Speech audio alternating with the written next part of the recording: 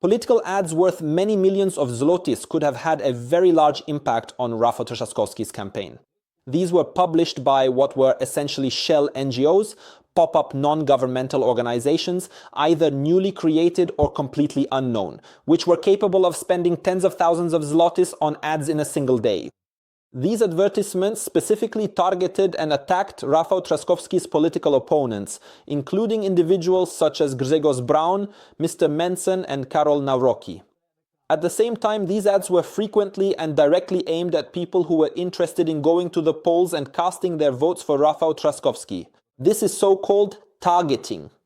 The goal was to persuade these people to definitely go to the polls, because if they didn't, someone would win who doesn't share their views, someone they disagree with. So, while trying to justify it as a get-out-the-vote campaign, they were actually running a campaign for Rafał Trzaskowski.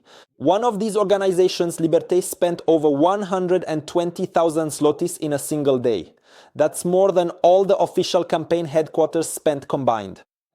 And now it turns out that this same Liberte is organizing an event featuring, among others, Bodnar, Waldemar, Żurek, and a whole host of politicians from the Civic Coalition and the current government.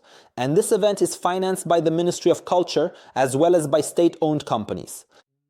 Well, perhaps that explains the lack of reaction to our reports to the ABW, the prosecutor's office, and to NASK regarding those ads that were broadcast back then. Because not only was it not stopped at the time, in fact, state institutions allowed for illegal influence on the election campaign, but to this day, nothing has actually been done about it. In the Culture Committee, we discussed the actions of public television and public media in terms of their support for Rafał Trzaskowski.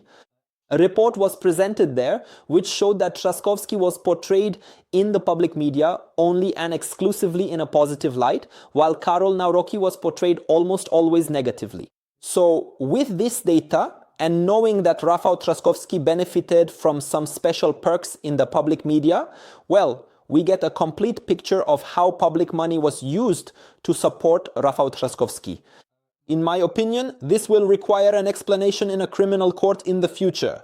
Since the Minister of Culture states plainly that there will be no liquidation of TVP, no liquidation of the radio, of public media, well then charges should be brought today against the people who put the public media into liquidation and against those who illegally took over these public media. Well, in that case, it was a sham action. An action that is a criminal act.